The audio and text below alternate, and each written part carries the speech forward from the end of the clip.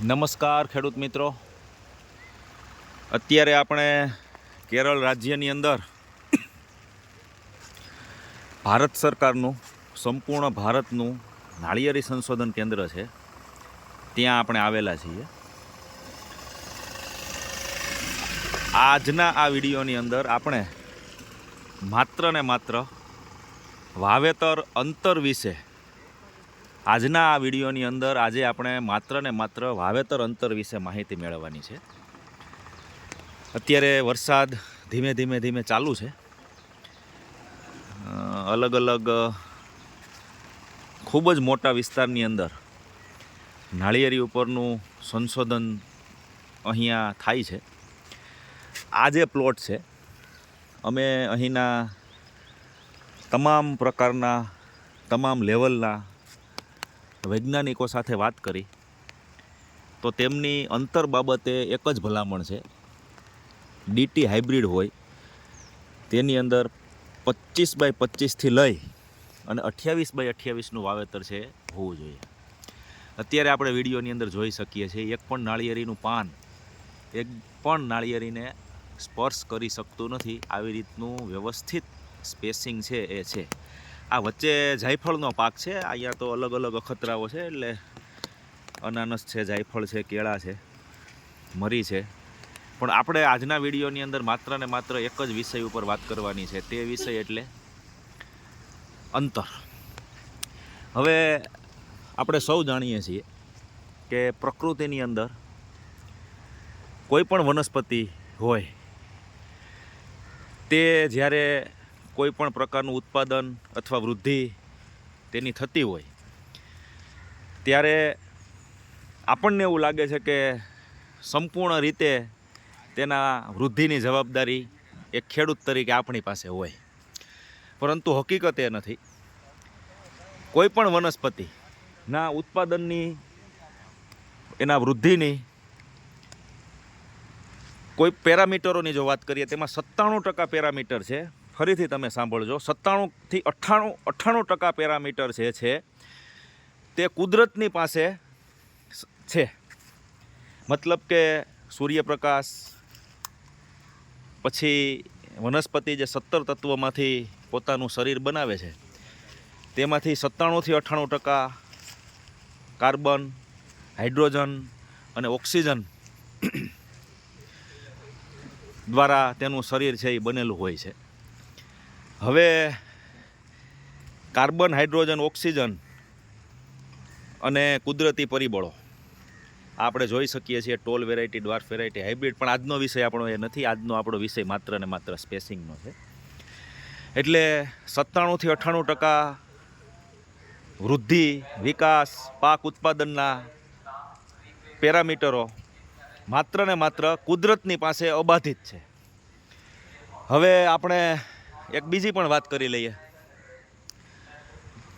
ભગવાન શ્રી કૃષ્ણએ શ્રીમદ ભગવદ્ ગીતાની અંદર એક શ્લોકની અંદર એવું કીધેલું છે, પૃષ્ણામી ચોદસી સર્વા સોમો ભૂતવા રસાત્મકમ. એટલે કે હું ચંદ્ર બનીને ઔષધિઓની અંદર, એટલે કે વનસ્પતિઓની અંદર રસ પૂરું છું. એટલે સ્પેસિંગ અને આ બધી વાતો વચ્ચે કઈ રીતે બધી વાતો આપણે કરીએ છીએ સ્પેસિંગના વિષયની અંદર, અંતરના વિષયની અંદર.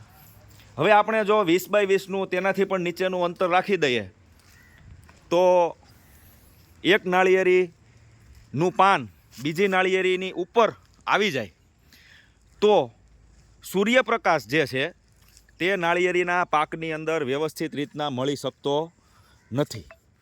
હવે સૂર્યપ્રકાશ જો વ્યવસ્થિત રીતના ન મળે તો 97% જે આધાર છે તે આધારને આપણે કોઈ પણ રીતે ફેરફાર કરેલો છે. આ જોઈ શકીએ છીએ. આ જુઓ, અલગ અલગ વેરાયટી છે, પણ આપણો આજનો વિષય માત્ર ને માત્ર અંતરનો છે.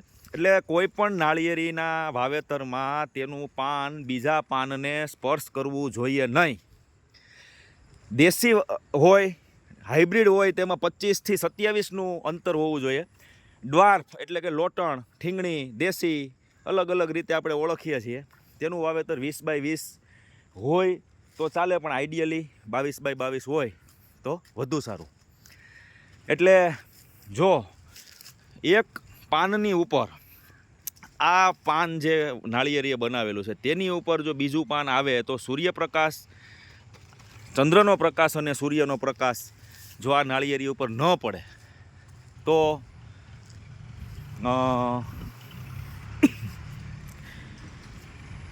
તો કુદરતી પેરામીટરો છે તેની ઉપર વિપરીત અસર થાય અને નાળિયેરીનું ઉત્પાદન છે એ ઘટે છે.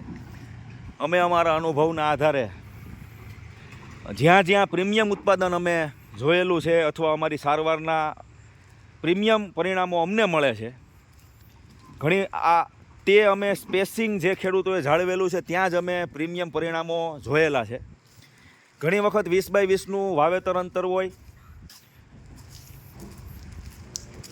ખેડૂત પણ પુષ્કળ મહેનત કરે, અમે પણ વૈજ્ઞાનિક અભિગમના આધારે ખેડૂતની પણ જીત થાય, અમારી પણ જીત થાય. આ પરિસ્થિતિમાં કે આ વાતના આધારે તેની સાથે અમે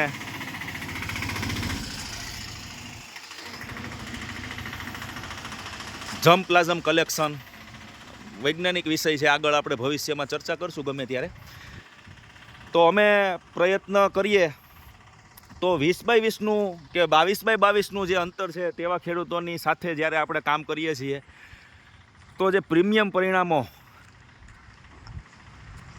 આપણે આંખ ફાટી જાય એવા પરિણામોની જે અપેક્ષા રાખીએ ને એ પરિણામો નથી મળતા. એટલે મહેરબાની કરી અને આપણે જ્યારે સ્પેસિંગની જ્યારે વાત આવે, આ વચ્ચે વાત કરી લઈએ. આ ચોકલેટ જેમાંથી બને છે કોકો પ્લાન્ટ છે. હવે અત્યારે તો ઈચ્છા એવી થઈ કે અંતર મૂકી અને CPCRIની અંદર અન્ય શું કામગીરી થાય છે તેની વાત કરી લઈએ, પરંતુ આપણે હજી ફરીથી અંતર ઉપર જ રહીએ. આ તમે જોઈ શકો છો વાવેતર અંતર 25x25થી પણ વધારે 27x27 છે. અને આંતરપાકો દાખલા તરીકે આ કોકો હોય કે જાયફળ હોય, આ બધા આંતરપાકો પણ જો વ્યવસ્થિત સ્પેસિંગ આપણે મેન્ટેન કરેલું હોય તો જ શક્ય છે. અને કાંઈ પણ આંતરપાકમાં આપણે ન કરવું હોય તો પણ 97% કુદરતી પરિબળો પાક ઉત્પાદન ઉપર ભાગ ભજવે છે. આ સિદ્ધાંતને આધારે હવે આ 97% પરિબળો જે ભાગ ભજવે છે તેની અંદર એક ઇન્ટરનલ સ્ટેટિસ્ટિક એટલે ઇન્ટરનલ ગણિત આવી જાય છે.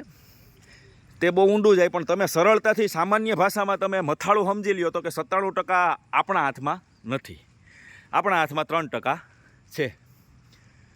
તો હવે સ્પેસિંગ મહેરબાની કરીને આપણે ખેતરની અંદર આપણને એવી ધારણા હોય કે ભાઈ 20x20 કરીએ તો 44 સ્થળ આવી જાય, 25x25 અથવા 27x27 કરીએ તો થળની સંખ્યા વધી જાય, તો થોડું ઘણું કદાચ આપણે ઉત્પાદન ઘટે તો એ સરભર થઈ જાય, પણ એવું હકીકતે થતું નથી. આ અમે અમારા અનુભવના આધારે કહીએ છીએ. અને દક્ષિણ ભારતની અંદર આપણે CPCRI ભારત સરકારનું ભાઈ જે સેન્ટર છે તેની અંદર પણ આ લોકો વારંવાર કહે છે. એટલે આપણે અંતર બાબતે મહેરબાની કરીને આપણે જે આપણી રીતે નક્કી કરીએ છીએ તે ભૂલી જઈએ તો તમારા માટે અને અમારા માટે બંને માટે સારું.